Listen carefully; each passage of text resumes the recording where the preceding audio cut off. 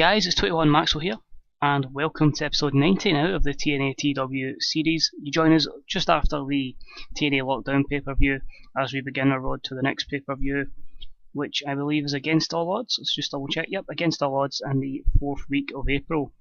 Some storylines will continue, some are not completely built up to the next pay-per-view because we could have some new faces in, so we have to integrate them into storylines. So, okay, a lot of a bit of filler in this episode, but it's still pushing people, getting people over, and continuing storylines, which is obviously the main idea.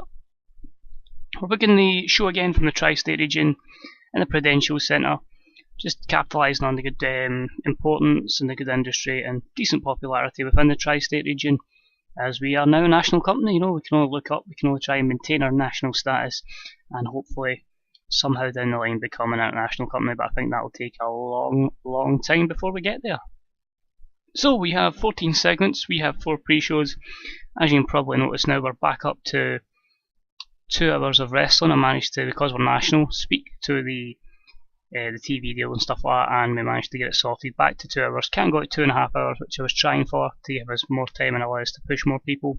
But you know, I'm happy, 2 hours should get enough done. We're still missing a lot of people getting on the show, and that'll be even less. So even more missing once we get the new signings in, but hey, it's all good for TNA, and hopefully we can push on and continue another good episode of Impact Wrestling. So enjoy, guys, I guess, enjoy this another edition of Impact Wrestling.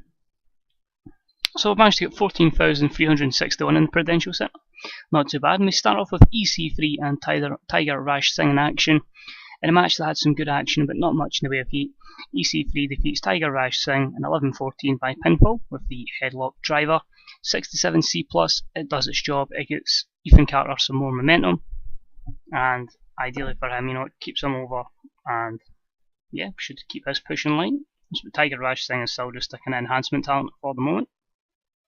Next up, in an extremely short match, Madison Rayne defeats Jessie McKay in 4:43 by pinfall with a raindrop. 36D-.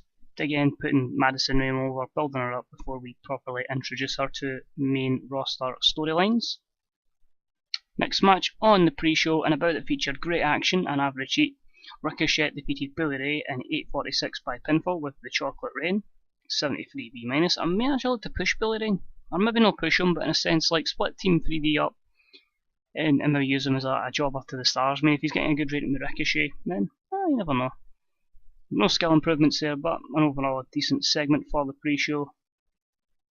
And our final pre-show match, in a match that had some good action and average heat, the Hollywood Supernovas defeat Matt Sydal and Rhett Titus in 9:20 when Joey Ryan defeated Matt Sydal by pinfall with a double underhook facebuster. 54C-. I was hoping with these two teams together it'd be a good match. 54C- is okay, and Morrison's improving his technical skills. So now, time for the main show.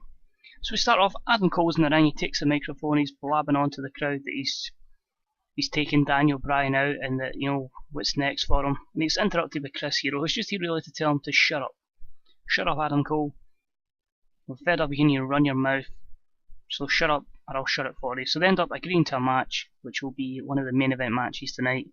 And that segment getting ATV, so hopefully that will push both guys on. Next up, in a match that had some good action, but not much in the way of heat, Beth and Mia Yim defeated Melissa and Amazing Kong in 8:16 when Mia Yim defeated Amazing Kong by pinfall with a fast roll-up. 59C. Storylines advanced, the colour commentary gave the match a boost. Amazing Kong is improving her performance skills, Melissa is improving her rumble skills, and again it just continues this great run of form and momentum that Mia Yim is on. Hopefully it can turn her into a proper star down the line. Next up, Madison Rayne comes out and challenges Vida Scott to a bikini contest. This was really just a filler and get her some more pop and more overness. But at 60C, and Madison Rayne shows the crowd what they're missing, basically. That was the purpose of that segment, is again try to build her up some momentum. An extremely short match, Samoa Joe defeated Robbie E in 4:35 by pinfall. 64C. I have an idea I want to go with Joe, but the person that he's facing isn't available at the moment. He was engaged in another feud.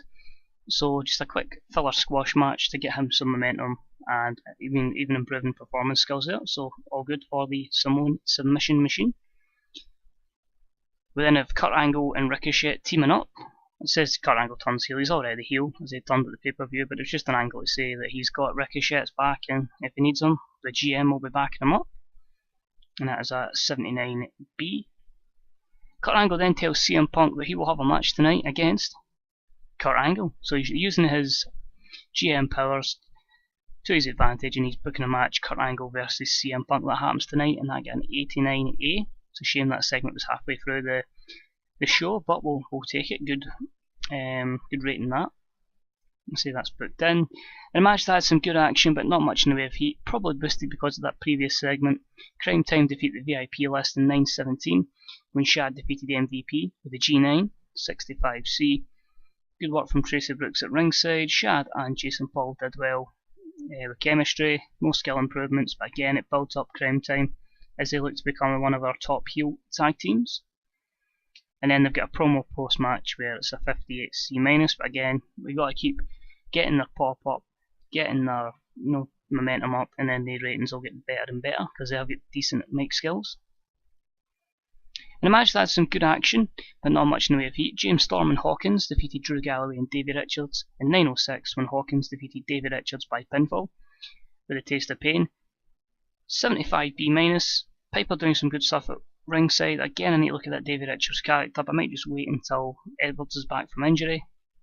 Good chemistry between James Storm and Hawkins, and a good boost to the central storyline. Again, it gives Hawkins strong. Galloway hasn't got the win over him yet, and of course still jobbing out Davey Richards until Eddie Edwards is back, and James Storm improving flying skills. So that done everything that we wanted it to do. Piper comes out for another promo with Drew, but it's only a 62C, which is disappointing.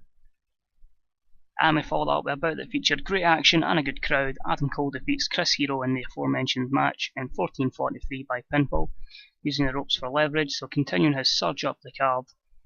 An 82B, he's improving his rumble skills, and it just makes him look just completely like the man at the moment. He's definitely the one that's going to carry this company for the foreseeable future. Next up, we've got CM Punk doing his usual interview. He says, Kurt Angle, tonight I'm going to make your life hell. I'm going to win this match. CM Punk looked good in an 82B rated segment. And the match itself didn't really deliver, so that makes me worry about the actual final result here.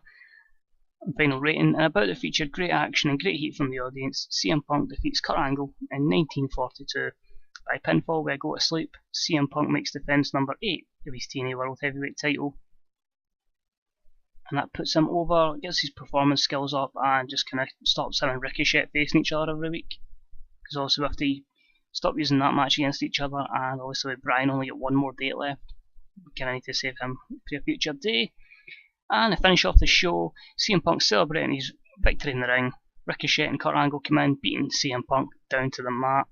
An 87B+, CM Punk looked good, the storyline continues, and that puts in a perfect cliffhanger where the number one contender and the heel GM are trying to dethrone the champion.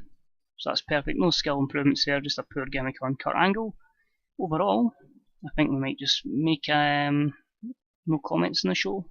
No, 82B, which increase our popularity in 6 regions, so yeah, I'd say that shows a success. I'm more than happy with that.